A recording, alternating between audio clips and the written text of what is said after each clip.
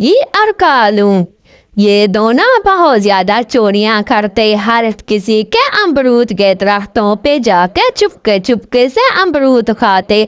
ये तो अमरूद मीठू तोते के थे। अरे अरे कालू, कहे मीठू तोता जाग ही ना जाए, आहिस्ता आहिस्ता खा। हाँ हाँ गोरी, आप भी आहिस्ता आहिस्ता खा। हाँ हाँ, कुछ कच्चे हैं कुछ पक्के हैं, मैं पके पके खा रही हूँ। मीठू तोता नीचे गहरी नींद में होता है, उसको क्या पता था कि ऊपर गोरी कवि और कालू कवि खा रहे हैं ये अमरूद।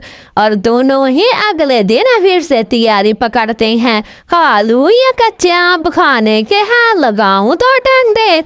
ऐसे ही गोरी कवि कालू को बहुत मार रही थी, क्योंकि इसने कच्चा आम तोड़ के लाया था। अगर कुछ हो गया बुखार बुखार तो मेरे ही गले बढ़ोगे। अच्छा कालू, मैं ऐसा करती हूँ, पहले मैं चख के देखती हूँ, फिर आप खा लेना। ऐसे ही गोरी फिर खुद खाना शुरू कर देती है, कालू को डंडे मार मार के। अरे अरे, ये तो बहुत लजीज लग रहा है, ये तो मीठा आम है कालू, मुझे अमरूद खाने का बहुत दिल कर रहा है, चलना है क्या नहीं। ऐसे ही कालू इसके कहने में आ जाता है और दोनों ही मीठू तोते के अमरूद लजीज लजीज लगते हैं। और अच्छा मीनू बहन, क्या आप चलती हो क्या?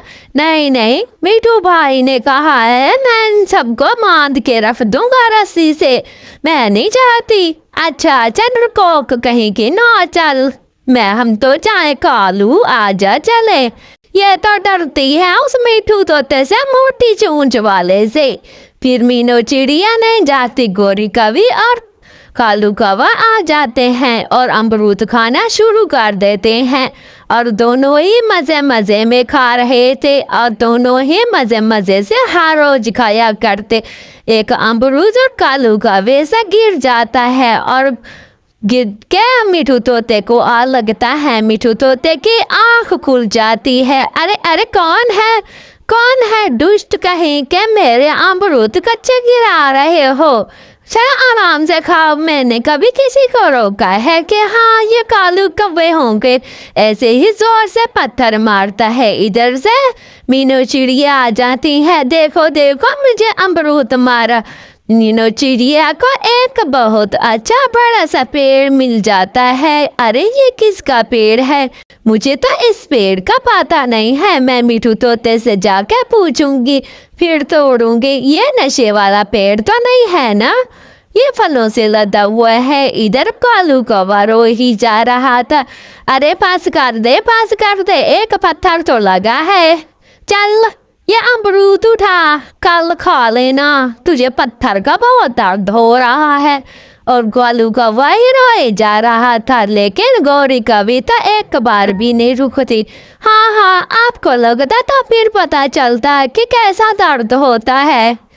फिर ऐसे ही दोनों झगड़ते हैं आपस में। फिर अगले दिन मीठू तोता मीनू चिड़िया से कह रहा था, मैं हरियाली को बुलाऊंगा और अपने साथ उसको भी रखूंगा, फिर इन दोनों को पकड़ के पेड़ के अंदर बांध दूंगा, फिर भूखा रखूंगा तो पता चलेगा इनका वो हो जो के। ऐसे ही कालू कौवा और गोरी आपस में कह रहे थे, चलो चलो उस मोटी चूंच के टोकरी में अमरूद तोड़ के आते हैं। फिर गोरी अंदर चले जाते हैं थैला लेने, मीनू चिड़िया आती है। अरे अरे कालू भैया, चलो दाना लेने चले, लेकिन कालू तो नहीं जाता। मीनू चिड़िया फिर चुप करके चली जाती हूँ, मैं खुद दाना ले आती हूँ।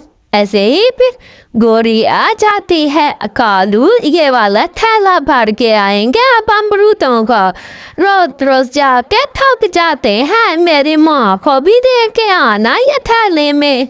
हाँ हाँ गोरी, चलो ये थैला लेके दोनों ही आ जाते हैं और कच्चे पक्के अमरूद तोड़ तोड़ के इस थैले में डाले जा रहे थे। और नीचे से मीठू तोता हरियाली को बुला के बैठा हुआ था और हरियाली को बुला के बैठा हुआ था इनको पकड़ने के लिए। हरियाली चुप चुप के चलो ऊपर, ऊपर दुष्ट कौवे आए हुए हैं, चूंचा लगाई हुई है आपस में, चल चल ऊपर चलते हैं। फिर दोनों ही ऊपर चले जाते हैं।